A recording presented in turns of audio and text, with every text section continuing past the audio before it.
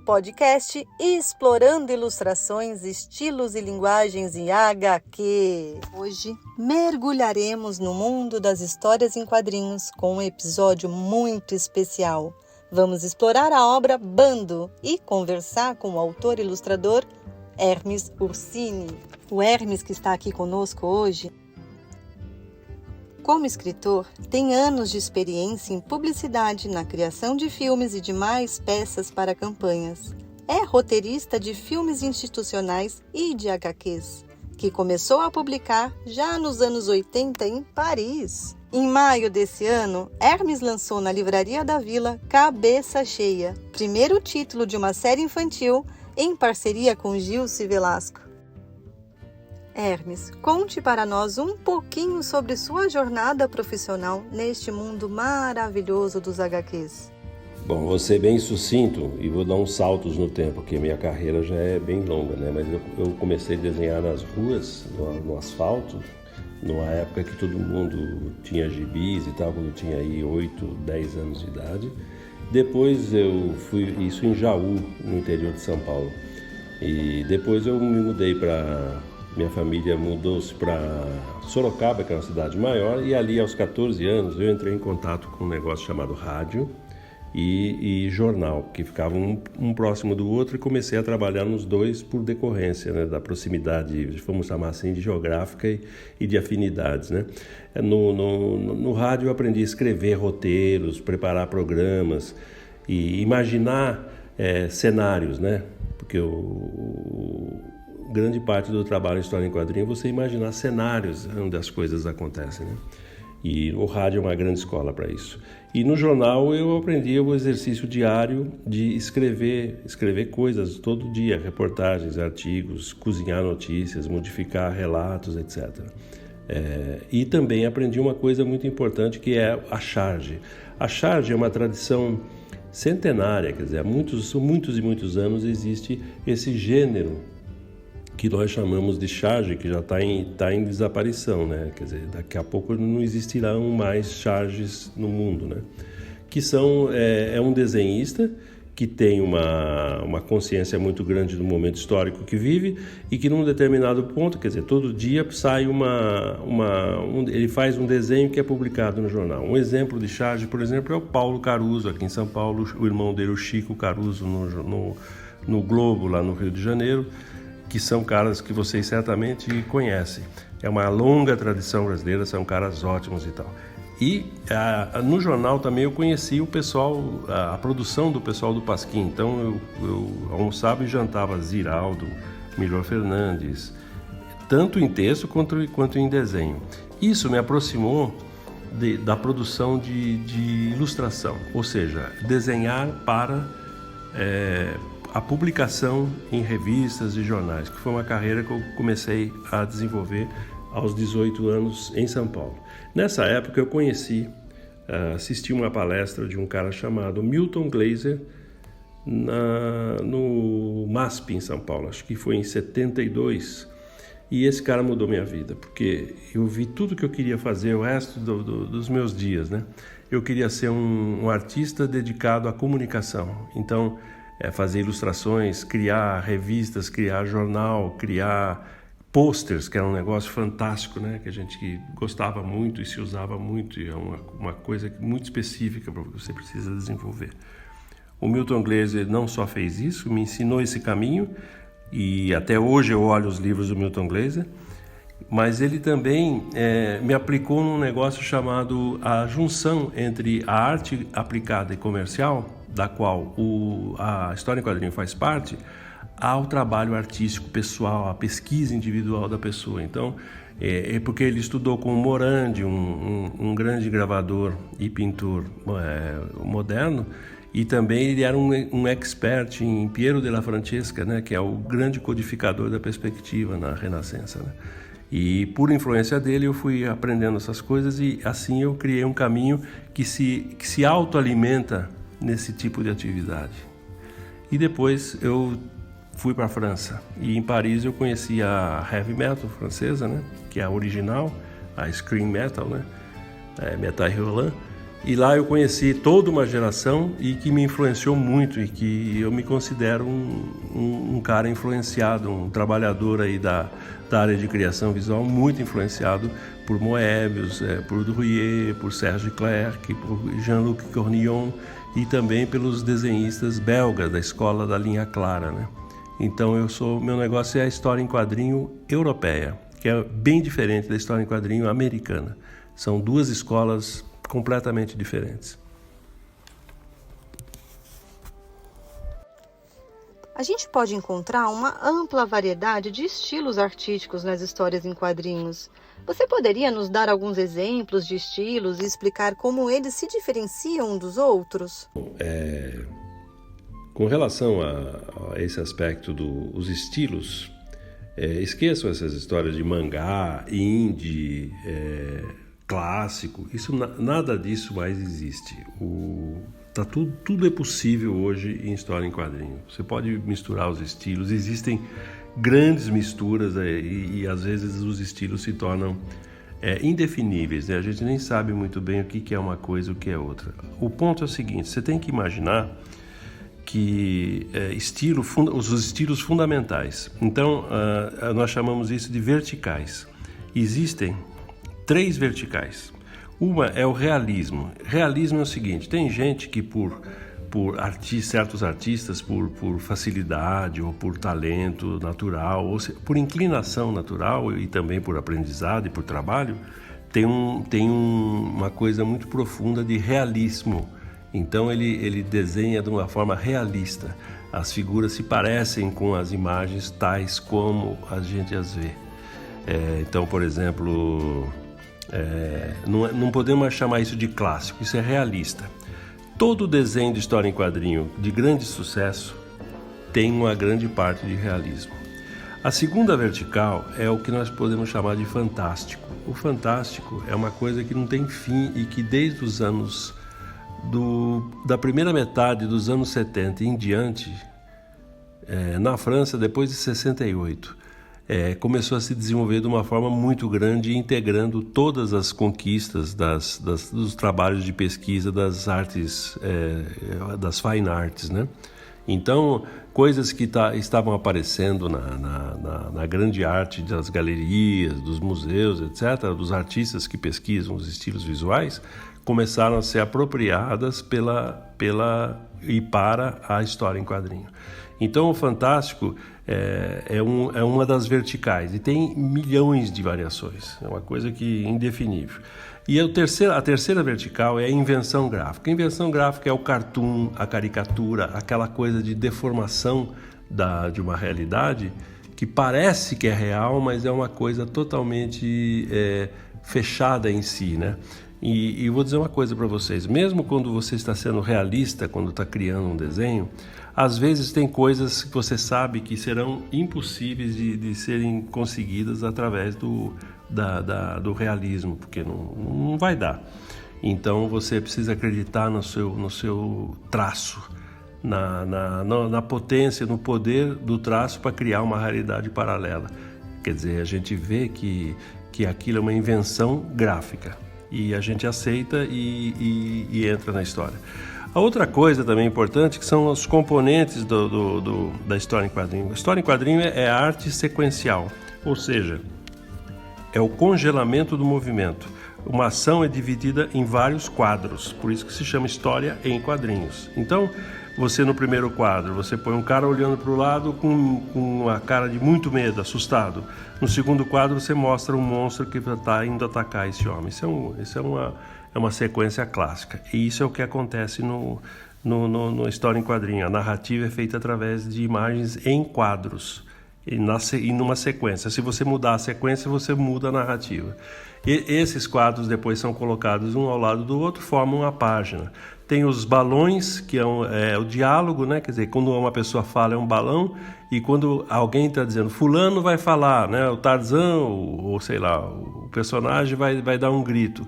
Aí o personagem dá um grito. O grito ele é um texto que sai através de uma flecha mostrando que sai daquele personagem. Esse é o balão. A outra coisa é o aviso que aquele personagem vai gritar. Isso é o narrador que está falando, né? E é basicamente isso, é um negócio muito simples.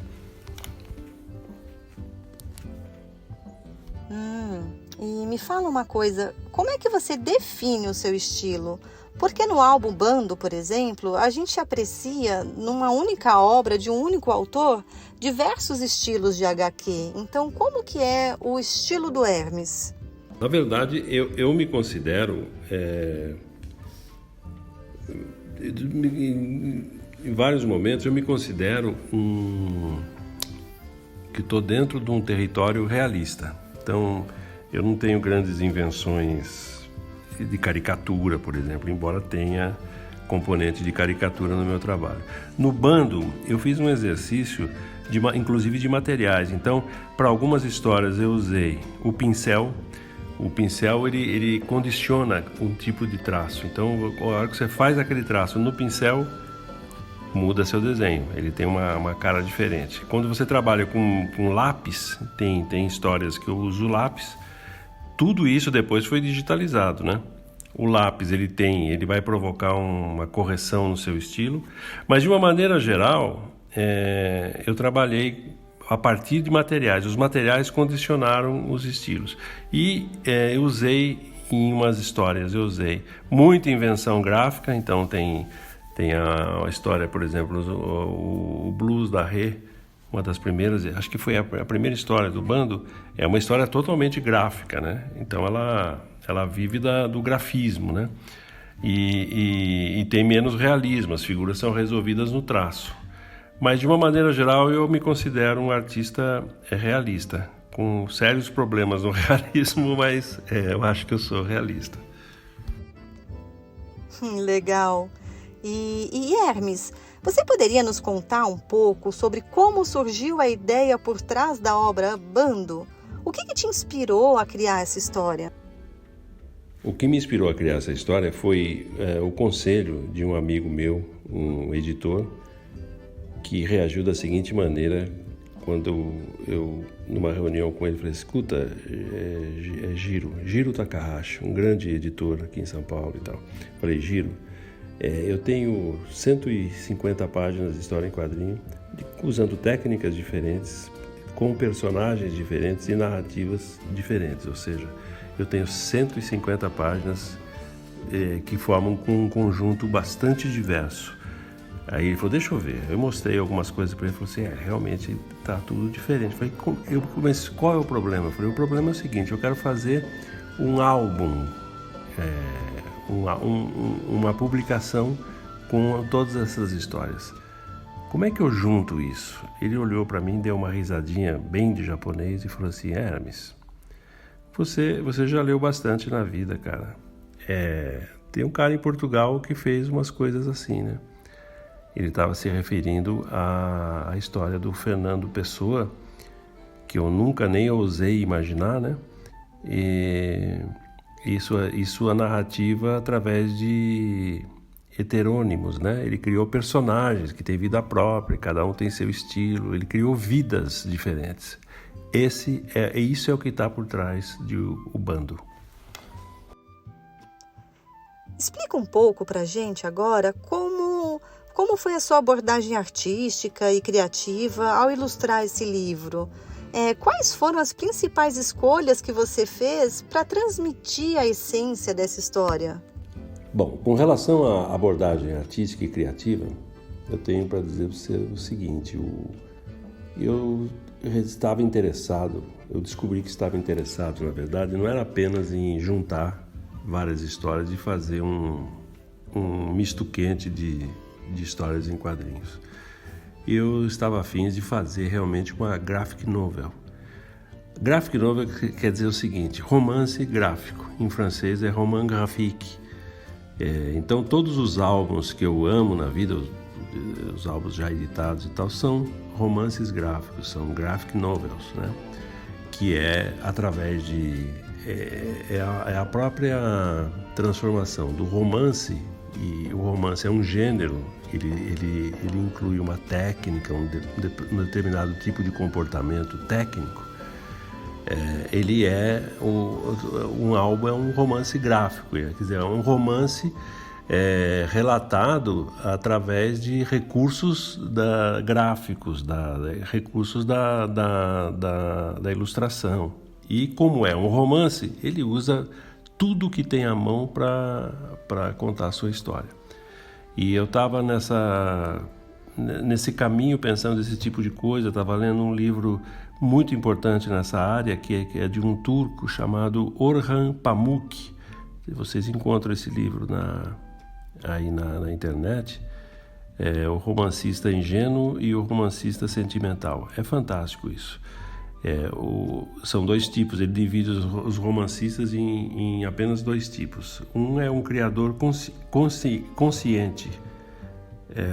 Um é um criador que é o criador ingênuo. Ele é um criador automático. Ele tem no piloto automático. É genial, cria coisas maravilhosas, mas é automático. Ele não pensa sobre aquilo.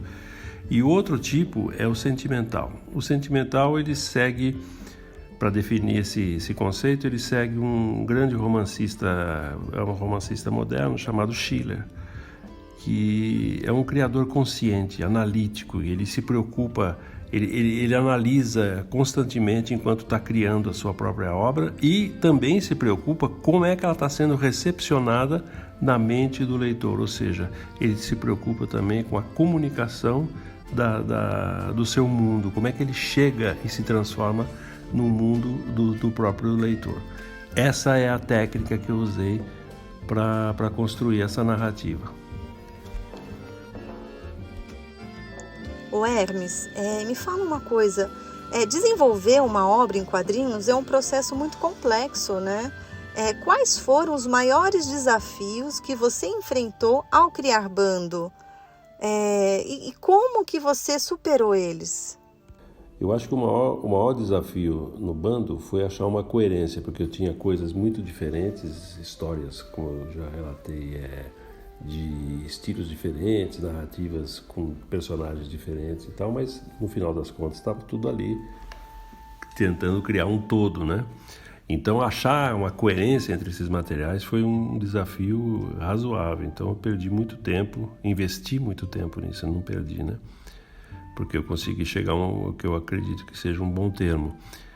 Outra coisa é que qualquer história em quadrinho, por menor que seja, você tem que ter uma disciplina férrea. Você tem que desenhar muito todos os dias durante muito tempo. Quer dizer, se você não gosta muito de trabalhar, eu digo trabalhar 12, 14 horas por dia, dia e noite, né?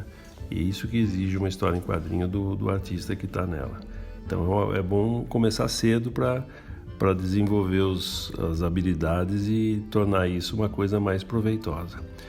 Mas a grande dificuldade mesmo, o maior desafio que eu acho que enfrentei em termos técnicos foi encontrar um narrador. Eu precisava de um personagem que ligasse os episódios todos, e eu não tinha esse personagem, não sabia o que eu ia fazer com isso. Eu só sabia que precisava ligar os episódios todos. Mas como é que eu ligaria isso, eu não tinha a menor ideia. E uma obra, né, muitas vezes passa por várias revisões e ajustes. Você poderia compartilhar conosco algum momento marcante durante a criação de Bando? Aconteceu alguma mudança significativa que você fez no decorrer do processo? Porque o autor tem aquela coisa que sempre quer aprimorar o seu trabalho, às vezes ele quer voltar e mudar aquilo, mudar isso. Aconteceu isso nesse seu processo? Então, uma mudança muito importante que aconteceu e que eu me lembro que foi tarde da noite e tal, e eu falei, puxa, acho que achei uma chave, né? Foi a ideia de uma pessoa que encontra uma pasta com uma pasta recheada de histórias em quadrinhos, de estilos muito diferentes, evidentemente de autores diferentes, mas em cujo interior, quer dizer, dentro dessa pasta não existia nenhuma informação, nem sobre a origem dessas histórias, nem sobre seus autores. Então era uma pasta anônima. Essa eu acho que foi a ideia que tornou tudo possível. Em seguida, eu acredito que eu fracassei, porque eu não achava a sequência disso, mas aí eu apelei para o seguinte, eu transformei aquele editor que deu a ideia de juntar tudo num álbum, lembrando dos heterônimos do Fernando Pessoa e tal, de todo romancista que usa seus personagens e tal, e a ideia de que todo escritor tem dentro de si muitos personagens. Ele, na verdade, como eu cito na primeira página do álbum, um escritor não é uma pessoa, segundo Scott Fitzgerald, né? Um escritor, quando ele é bom, ele é um monte de pessoas tentando ser uma só, né? E essa é uma ideia central desse negócio também. Então, eu me lembrei, o cara que me levou para esse caminho, que era o Jiro Takahashi, eu peguei e transformei o Jiro também no personagem. Ele realmente aparece na história e ele fala para um personagem chamado Onetti, que é o cara que acha a pasta com os desenhos, por acaso, né? Ele que resolve, fala assim, você faz o seguinte, vamos criar os personagens. Os personagens vão ser, dessas histórias, os autores vão ser personagens também. Então aí eu consegui resolver tudo e eu pude trabalhar durante 8 meses para fazer as páginas suplementares que fazem a ligação entre um autor e outro e que dão um sentido geral para a obra, né? Quer dizer, que criam o conjunto, o álbum em si, né? Olha, eu acho que a audiência ela deve estar curiosa para saber assim, como que os artistas trabalham em suas criações? Qual que é a sua rotina criativa? E como que você equilibra a narrativa visual com a construção dos personagens, da trama? Fala um pouco sobre isso. Bom, a minha rotina criativa é o seguinte, é levantar cedo e trabalhar o dia inteiro até o momento que eu não aguento mais. Às vezes eu não aguento mais às 11 da noite e às vezes vou até às 2, 3 da manhã, depende do entusiasmo. Eu estou tentando diminuir um pouco esse ritmo porque é realmente difícil de aguentar. E para isso eu leio entrevistas de artistas que produzem muito e tal e estou tentando me adequar a um ritmo um pouquinho mais regular e menos intenso, né? Com menos horas trabalhadas, né? Mas é basicamente isso. Agora, como equilibra a narrativa visual com a construção dos personagens e da trama? Primeiro eu escrevo. Então, como eu falei há um tempo atrás, eu escrevo normalmente, tenho produção de textos e tal. Eu crio histórias que nunca viraram história em quadrinho. Pode ser que virem. Eu tenho uma novela longa pronta já, eu tenho muitos contos e tal. Então, eu tenho o hábito e a prática de escrever. Eu fui um escritor profissional durante muitos anos em agências de propaganda. Então, eu sei criar filmes, eu sei criar anúncios, sei criar histórias, né? Spots de rádio, todo esse tipo de coisa de comunicação, eu tenho muita prática nisso. Então, eu escrevo de uma maneira bem fácil quando eu preciso comunicar alguma coisa. Então, primeiro eu desenvolvo, ao fazer isso, desenvolver o texto, o que acontece é que na minha mente já começa a aparecer a figura. Então, eu tenho um tipo de escrita que ela também ela faz uso da imaginação visual. Então, quando eu vou escrever alguma coisa, raramente eu tenho uma coisa que seja baseada apenas em palavras, né? Toda a minha escrita está ligada à construção de visuais, né? Então ela faz referência matérica mesmo, eu vejo o personagem, ele está ali, eu sou capaz de descrever um personagem em detalhes. Então eu tenho muita facilidade de, ao anotar uma ideia ou a começar a escrever um roteiro, eu realmente vejo a imagem. Agora, uma coisa que é importante, se você pretende um dia fazer história em quadrinho ou já estiver fazendo, você tem que pensar que você tem que desenvolver a escrita. Não existe só um ilustrador de história em quadrinhos, isso é uma coisa que não existe. Mesmo que ele não escreva, ele tem uma apreciação crítica muito grande do que é escrito. Quando ele trabalha com outro roteirista, ele sabe o que está sendo dito. Então, se você vai trabalhar sozinho, você vai escrever, você precisa tá ligado nesse negócio de escrever. Escrever é uma coisa que, primeiro, para começo de conversa, você vai precisar ler muito para poder escrever. Quem não lê, não escreve. Isso é um fato notório. Todo mundo que escreve muito, leu muito. Então, você precisa ler muito para poder escrever muito, para poder desenhar muito bem uma história em quadrinho. Você acha que Bando, ela aborda temas específicos ou ela desafia convenções de alguma maneira? Você poderia nos falar um pouco sobre como a obra se destaca no contexto da história em quadrinhos? O tema específico desse álbum Bando é o sentido da criação.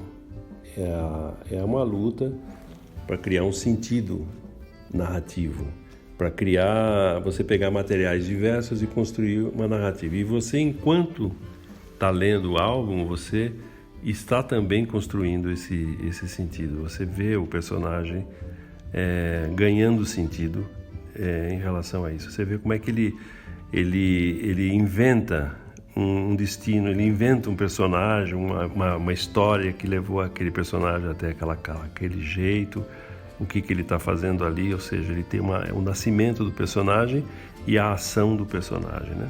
Então eu acho que é a ideia central aí é o tema específico, né, do Bando. Outra coisa é sobre desafiar as convenções. Eu acho que desafia sim, eu acho que é um trabalho que ele desafia praticamente tudo.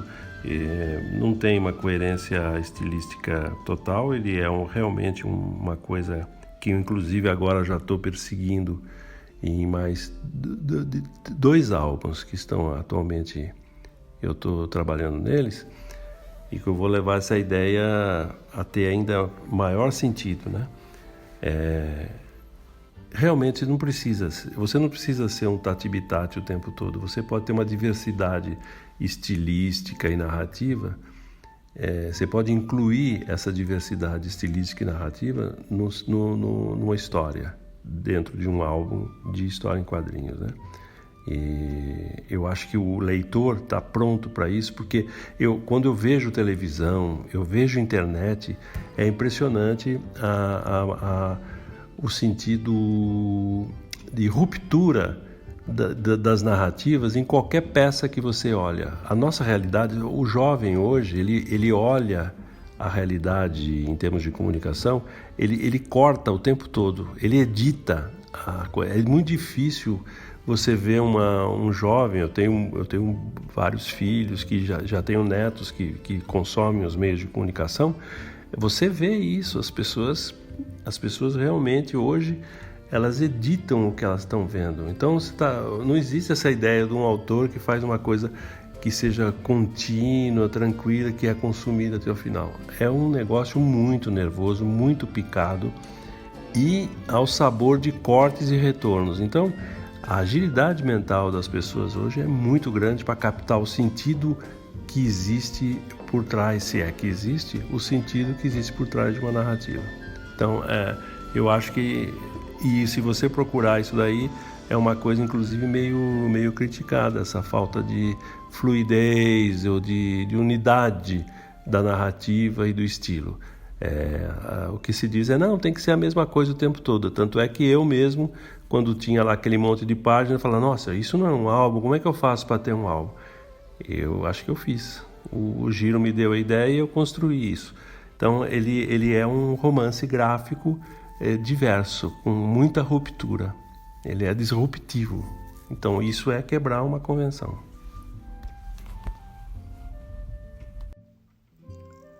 Os leitores muitas vezes interpretam as obras de maneiras diferentes, né? Existe alguma mensagem ou emoção específica que você esperava transmitir aos leitores de Bando? Como que você acha que eles reagiram ao ler a sua obra? Eu acho que Bando, a mensagem que eu queria transmitir com Bando Bando não é mais um álbum de lutinha e de super-heróis tentando salvar o planeta e a natureza e derrotar o bandido. Não tem lutinha. Então a lutinha, né, que tem em Bando é a luta interna, a investigação interna. é uma busca que você vai fazendo junto com a narrativa de busca de sentido. Eu estou fazendo uma viagem interna na sua mente para você achar a coerência naquilo tudo, né? Essa é a mensagem que está aí. Eu acho que as pessoas curtem isso. Eu tenho um amigo, o Fernando Moraes, um autor bastante conhecido aí, fez vários livros. Olga, né? É um livro muito importante na vida que ele fez. Agora, recentemente, a biografia do presidente Lula e o Fernando que fala que é uma história cabeção, né? Então você tem que ser cabeção. Se você quer luta entre o bem e o mal, luta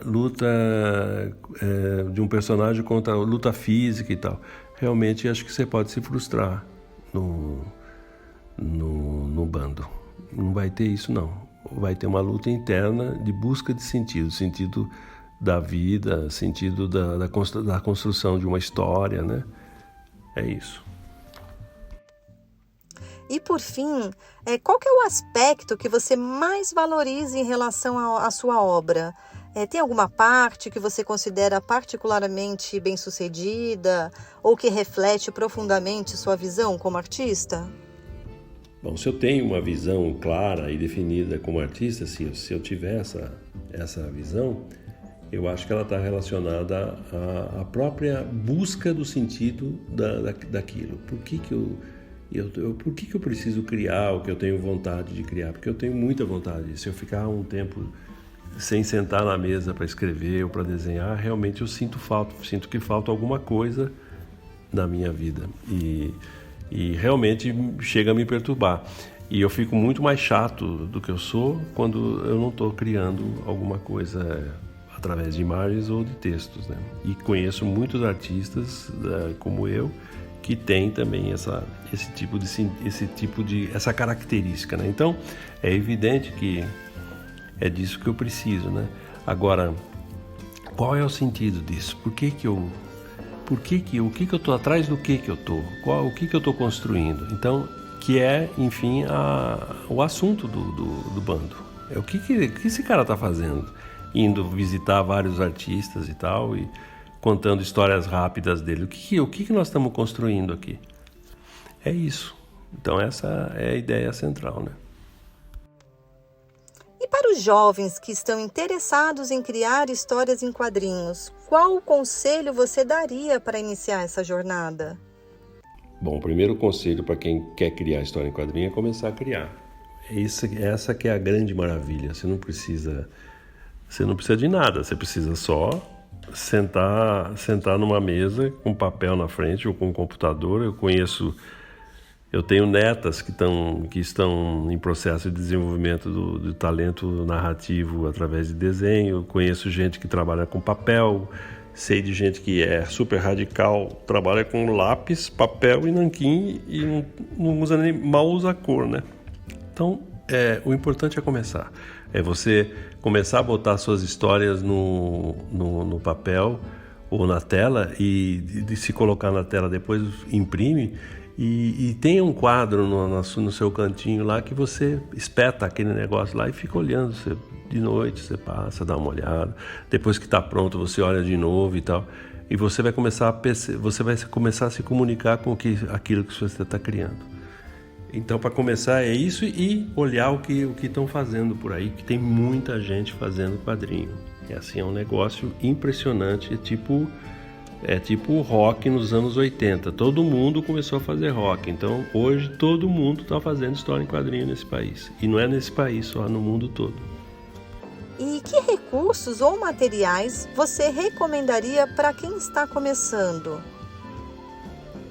Olha, eu acho que hoje é fundamental, se você puder, você começar ao mesmo tempo com lápis, papel ou caneta, todo tipo de caneta que você imaginar. Tem gente que constrói histórias no bando, inclusive tem uma história que eu parti de desenhos feitos com caneta Bic.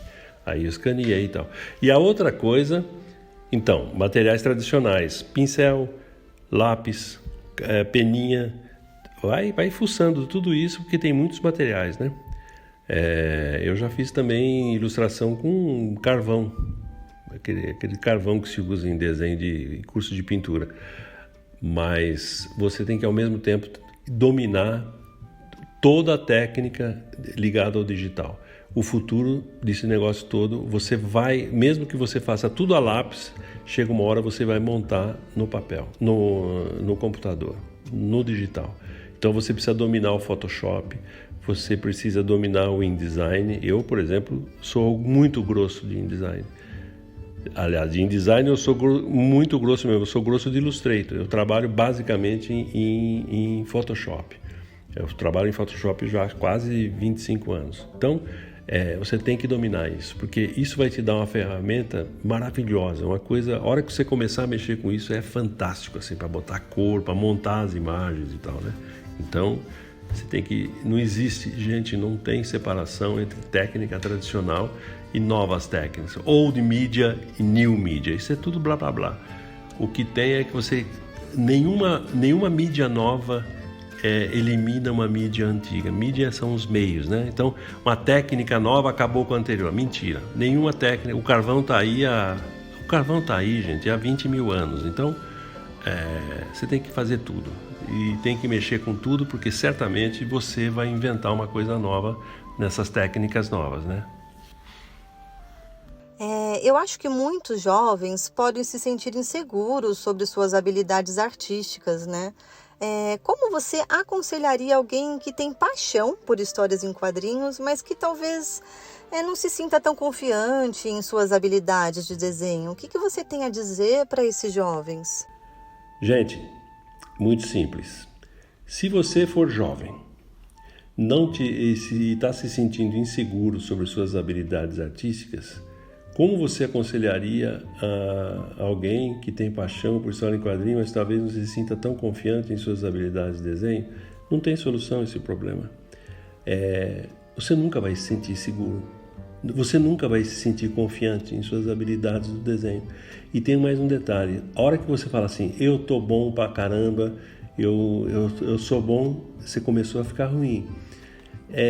Não tem saída isso. Se você quiser ser um criador de imagens na história, fazer história em quadrinho, quer dizer, contar histórias através da imagem, você é um escravo da superação, da autossuperação.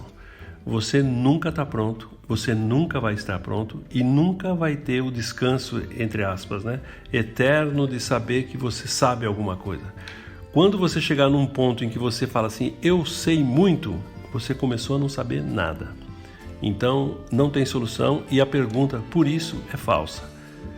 Você vai descobrir que tem gente que nunca se sentiu seguro e se sente inseguro porque não se sente seguro e não consegue executar uma coisa. E tem gente que, apesar de estar se sentindo inseguro, sabe, eu tenho muitos anos de tarimba, de ficar desenhando e tal. Tem dias que eu não sei desenhar um dedo, uma mão. É terrível. Aí eu luto, como eu lutei com as primeiras vezes que eu fui pintar a tela, eu dava facada na tela. Tinha estilete, né? Rasgava a tela, que era tão ruim o que eu fazia que eu odiava aquilo. É uma luta, não tem jeito. Então não tem solução. Isso aí você tem que viver isso, enfrentar isso e trabalhar muito para conviver e fazer o seu trabalho, apesar dessa insegurança e tudo. E grandes artistas, gente que eu nem cito o nome, mas gente que está aí há 40 anos na estrada, fazendo show e tal, quase morre do coração cada vez que tem que subir num palco. Então, não tem solução esse problema. Esse problema faz parte da sua missão. Você vai ter que viver com isso. Desenvolver um estilo único é uma jornada importante para os artistas, né? Como é que os jovens podem começar a explorar e encontrar seu próprio estilo artístico? Desenvolver um estilo artístico não é uma jornada importante para o artista. Ele nunca deve ser preocupado com isso. Esqueçam esse problema de estilo. Vocês podem imitar quem vocês quiserem. Eu sei de histórias de amigos, grandes amigos, que imitavam muito bem quando eram muito jovens. Por exemplo, eu citei o Milton Glaser. O cara conseguia, na cabeça dele, fazer um Milton Glaser perfeito. Foi mostrar um dia o trabalho para o Milton Glaser. Mostrou, o Milton Glaser viu, que bacana, você faz isso lá no Brasil e tal. Aí ele falou, escuta, senhor Milton, o senhor reparou que esse desenho parece com o seu? Ele falou, parece com o meu desenho, você acha? Ele falou, nossa, é igual. Eu falei, imagina, não parece, isso aqui é desenho seu, não é igual ao meu desenho. Igual ao meu desenho você nunca vai conseguir, a gente não consegue fazer igual. E imitadores valem muito dinheiro. Por exemplo, o cara que consegue imitar um grande pintor, ele é um falsário milionário. A história está cheia de filmes e tal, de casos de caras assim. É muito raro um imitador tão bom que pareça o cara. Então, não existe, esqueçam o problema. Não é uma jornada importante para artista, isso é convenção, não existe essa jornada. A sua jornada é você desenhar como você acha que você deve desenhar. Aí sim, você vai explorar e vai encontrar o seu caminho. Não é um estilo, é um caminho. E talvez encontre. E outra coisa, você encontrará milhões de caminhos. Todo artista que eu conheço já teve várias maneiras de resolver os mesmos problemas. Então, esqueçam essa história de blá blá blá e de ter seu estilo. Seu estilo virá, se é que você terá, virá com o tempo. Ah, interessante você falar isso, né? Às vezes é melhor a gente deixar, né, a imaginação fluir, sem ficar se apegando, né? Bom conselho que você deu. E me fala uma coisa, histórias em quadrinhos, elas abrangem uma variedade de gêneros e temas. Que sugestão você daria para os jovens que estão buscando encontrar um nicho que combine com suas paixões e interesses? Eu vou contar um caso aqui que aconteceu comigo. Eu fazia um tempo que eu não tinha parado de desenhar quadrinhos, continuava fazendo muita ilustração e tal, mas não andava fazendo quadrinhos e tal. Aí fui visitar um filho que é casado, tem filhos e tal, fui ver meus netos, e ele tem uma sala bacana e tal, e lá na sala dele tinha lá uma mesa com um monte de livros bacanas e tal. E um dos livros, eu olhei e falei, meu Deus, esse livro é maravilhoso, deve ser maravilhoso, né? E peguei para ler, assim, a gente ia comer uma comida e tal, e aí antes de chegar a comida eu fiquei lá olhando o livro. É um livro Minha Vida, do Robert Crumb, C-R-U-M-B.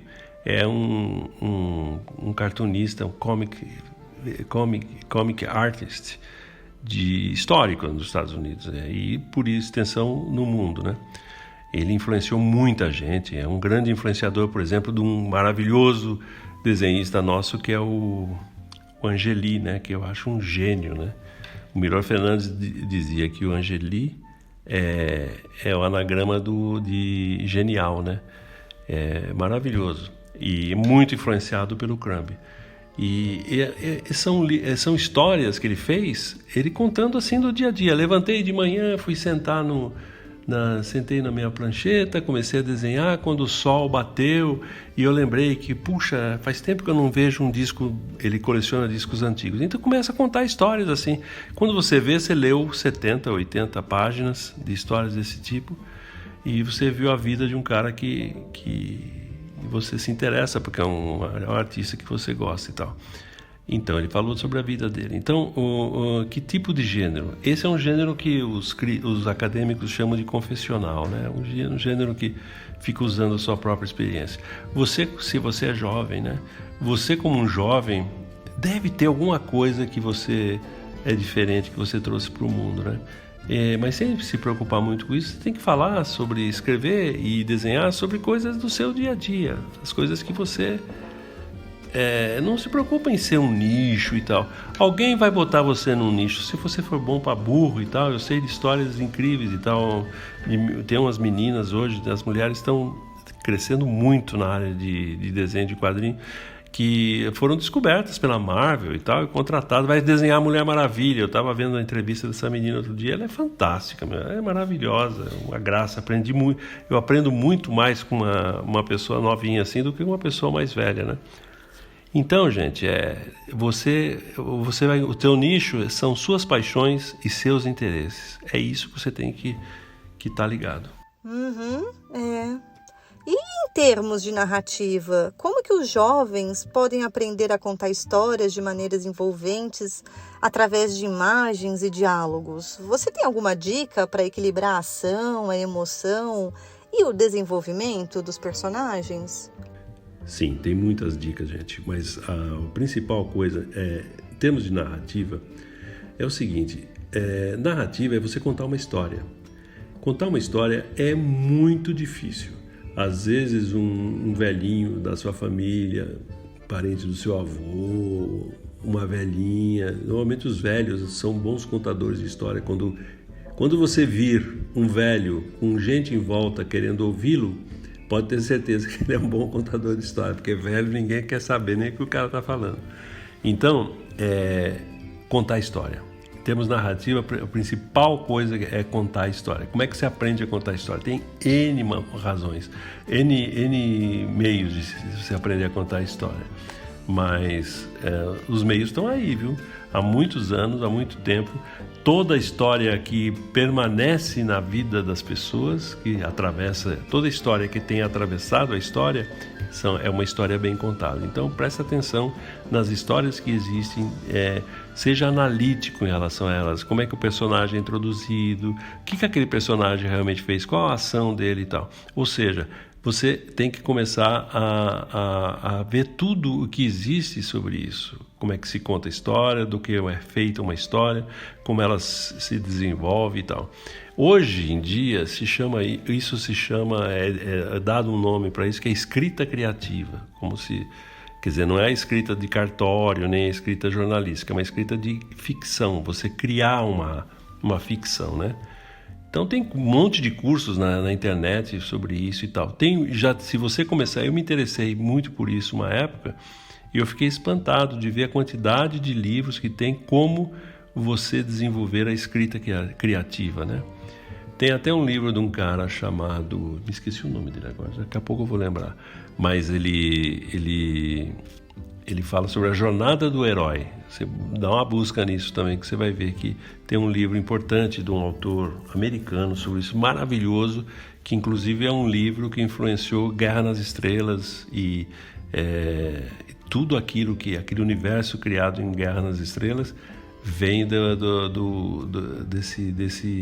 desse escritor, que é um agregador de conteúdos. Ele é formado em religiões e mitos comparados, né?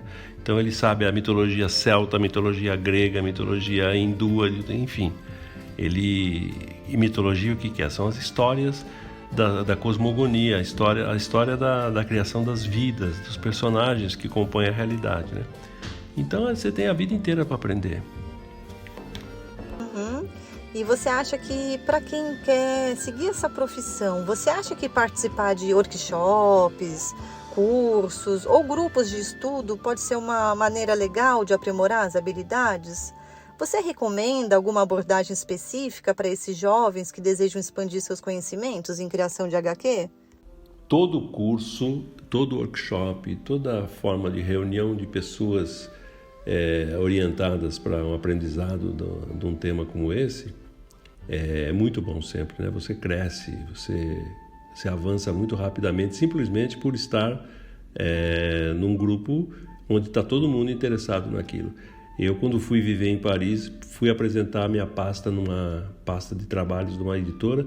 Aí o cara viu, olhou, me comprou uma história e tal, falou: agora eu tenho que sair, não tenho mais tempo para ficar com você aqui, mas pode ficar aqui na sala, ó. E me levou para uma sala onde tinha lá, sei lá quantas pastas de desenhos, de história em quadrinhos, de todos os meus ídolos. Estavam ali as pastas, e eu fiquei a tarde toda olhando aquelas histórias todas. Você imagina o salto criativo que você tem ao fazer isso, né? Eu vi como é que os caras... Aqueles desenhos que você vê impresso, eu vi que tinha emenda, rasura, o cara tinha errado, reconstruído, e passou cuspe, emendou tudo de novo e tal. Então, sempre se aprende muito, né? Quando você junta várias pessoas e tal. E a outra coisa é que desenho é uma coisa que toma muito tempo. Então, eu escrevo e desenho. Eu diria o seguinte: dizem que para formar uma pessoa, um redator, você precisa de 3 anos. Para um redator de propaganda, para trabalhar dentro de uma agência, ganhar dinheiro lá, fazendo anúncio, filme e tal. 3 anos o redator.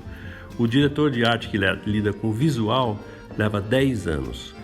Então isso te dá uma ideia da quantidade de disciplinas e habilidades que você tem que dominar para fazer cada um desses trabalhos, né? Eu acho esses prazos meio equivocados e tal, mas eu diria que 5, 6 anos para um redator, 10, 15 anos para um desenhista, para um diretor de arte, porque ele vai mexer com todas as artes. E para fazer história em quadrinho, você tem que ser ilustrador e diretor de arte. Você tem que ter ideia da distribuição da informação na página de um álbum. Você tem que saber o que vem antes do que, o que é maior, o que é menor, o tipo de letra que tem, a cor é uma coisa fundamental, as palavras, cabum, bah, aqueles barulhos, né? Se você usa ou se não. E, principalmente, texto. Que você tem que ter cabeça para escolher seu roteirista, se você não quer escrever, ou escrever direito o seu roteiro. Tem que estudar roteiro, tem que estudar literatura. Então você tem um programa aí, vai estudar a vida inteira e tal. E a internet, gente, é a maior escola que existe hoje. Você pode começar a trabalhar no dia seguinte estudando na internet. E as ferramentas, né? Porque hoje em dia existem diversas ferramentas digitais, programas. Tem alguma ferramenta digital ou programa de software que podem ser úteis na criação das histórias em quadrinhos? Quais são algumas opções acessíveis que você sugere para os jovens que desejam experimentar o lado técnico mesmo da produção? Alguma coisa que não precise investimento, que esteja ali de repente na internet? O que você tem a dizer sobre isso? Existem ferramentas digitais e programas de software que podem ser úteis na criação de história em quadrinho? Quais são as opções acessíveis que você sugere para os jovens que desejam experimentar o lado técnico da produção? Bom, nós estamos falando de ferramentas digitais. As outras ferramentas, as ferramentas convencionais, lápis, papel, guache, aquarela, canetinha, tá tudo aí, vocês conhecem, qualquer papelaria razoável tem. Desenhar no Brasil é um negócio caro. O nosso país é um país muito preconceituoso em relação à produção cultural e as pessoas têm que pagar caro para ter material, quase pagar o impossível para ter material de qualidade. Então, tinta, papel é um negócio caríssimo no Brasil, né? Mais caro do que qualquer outro país do mundo. É realmente uma injustiça isso. E o mesmo eu digo para as ferramentas digitais. A gente ainda tem problemas numa época que vocês nem sabem disso, mas existia uma lei digital para estimular o desenvolvimento da indústria digital no Brasil. Taxava-se de uma forma escandalosa todo tipo de importação. Ora, me diga qual é o computador de qualidade em que você pode trabalhar e que a indústria trabalha, que se chama, eu não tenho outro nome, se chama Apple, é o Macintosh. Me diga quando é que a gente tem alguma indústria que chegue próxima, mesmo no mundo, desse tipo de equipamento. E por que esse equipamento tem que pagar esse imposto monstruoso que paga para entrar nesse país? A Apple, inclusive, é muito crítica em relação ao Brasil pelo tipo de imposto que os produtos dela são taxados aqui. A indústria de software é uma outra coisa. Software é o programa que roda naquele computador. O Photoshop e tal é um pacote da Adobe e é caríssimo. Então, são coisas realmente, são ferramentas caras. Não tem ferramenta barata no Brasil. No entanto, tem um negócio novo que tem muita gente que está entrando e me dizem, eu tenho amigos ilustradores que trabalham com isso, é o Procreate. O Procreate ele roda em tablet e realmente ele é fantástico, viu? Eu vi coisas, tem muita coisa que se faz hoje, principalmente para o digital, que é feita com o Procreate.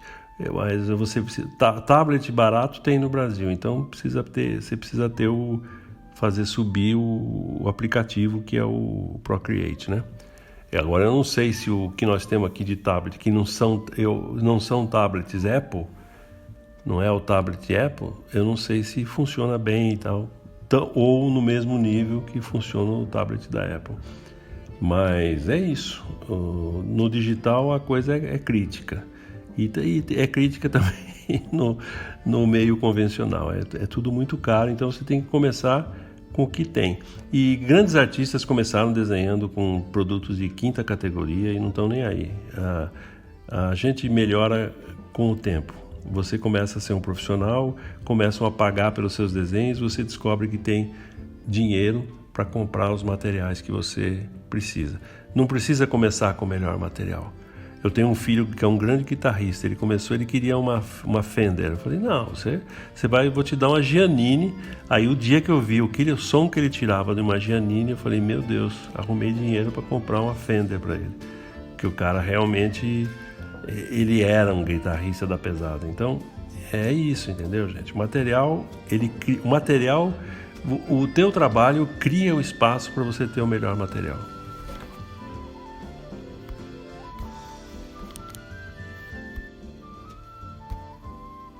Por fim, qual a mensagem ou conselho final que você gostaria de compartilhar com jovens aspirantes e autores de HQ que estão ouvindo?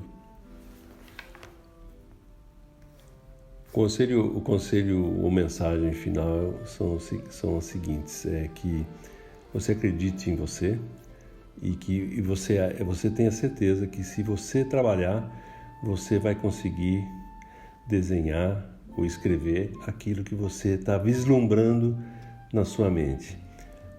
Porque o criativo, ele nunca sabe exatamente o que ele está fazendo. Se ele souber, ele não é um criativo, ele é outra coisa e está provavelmente copiando alguma coisa de alguém. Se você vai criar uma coisa, realmente você trabalha no terreno da névoa, você trabalha num universo onde as coisas ainda não estão definidas. Você vai definir à medida que você vai fazer o caminho. Aquela história, o caminho só existe enquanto você vai fazendo, né? Enquanto o caminhante caminha, ele faz o caminho, né? E isso no processo criativo, na história em quadrinho, também é verdade. Você imagina um personagem, desenha logo e sai fazendo, porque ele começa a se definir para você. O traço, como é que é o nariz dele, o nariz dela, como é que ele fala, que jeito que é o cabelo dele, como é que ele anda, enfim. Ele começa a tomar vida, então é um processo de criação de vida. Então é uma coisa que você tem que acreditar e fazer. Às vezes, se você ficar perguntando muito, tem gente que não tem a menor possibilidade de vislumbrar o que você está vislumbrando. Então elas vão dizer que não tem jeito. Então é um trabalho solitário que você tem que começar a fazer. É um pouco isso o caminho para a arte visual, né? E a arte da narrativa. E claro que a história em quadrinho faz parte disso. Hermes, muito bom conversar com você. Foi muito legal esse podcast. E acho que para a gente finalizar, eu queria saber assim, qual que é a mensagem ou o conselho final que você gostaria de compartilhar com os jovens aspirantes a autores de HQ que estão nos ouvindo? O que você tem a dizer para esses jovens? Bom, sobre isso eu lembro o seguinte: história em quadrinho é um negócio que é feito com imagem, as imagens que narram uma história, mas também é feita de texto. História em quadrinho é um negócio que tem texto e imagem. Então, primeira recomendação minha, conselho assim que eu penso que pode ser útil, é ler muito para poder escrever bem. Quem não lê não escreve. E desenhar muito. São duas áreas muito ricas e que vão demandar muito tempo, e vocês vão gastar um belo tempo da vida de vocês vendo desenhos, arte, né, arte visual. E como história em quadrinho tem cor também, vocês têm que estudar pintura, tem que olhar tudo que se faz em termos de pintura, o que já se fez, né? Tem coleções aí nas livrarias e tal que vocês conseguem ter acesso. E principalmente olhar também o que se fez em história em quadrinho. O que se fez em história em quadrinho de vários estilos, tem as escolas importantes, enfim. É um universo muito grande de materiais, de conteúdos, de tendências, de conhecimento, né? Tanto no desenho quanto no texto. Isso acho que é uma coisa que, se você ocupar uma boa parte do teu tempo lendo e desenhando e vendo como é que se faz história em quadrinho, os grandes mestres, as pessoas que fizeram coisas incríveis e tal, com certeza você vai até ser melhor do que elas, porque as pessoas são cada vez melhores, né? Então, é isso que você tem que fazer, viver esse negócio. Esse foi o podcast Explorando Ilustrações, Estilos e Linguagens em HQ. A gente falou sobre a obra Bando, de Hermes Ursini, que foi o ganhador do edital PROAC Expresso 19-2022. E a obra já está disponível nas principais livrarias no formato impresso e digital.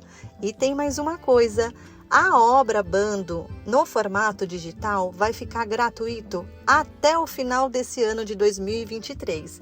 Então qualquer pessoa pode ir na Amazon e fazer o download do EPUB desse livro. Aproveitem! A trilha sonora que você escutou aqui foi produzida pelo grupo Araticum, de Ângelo Ursini.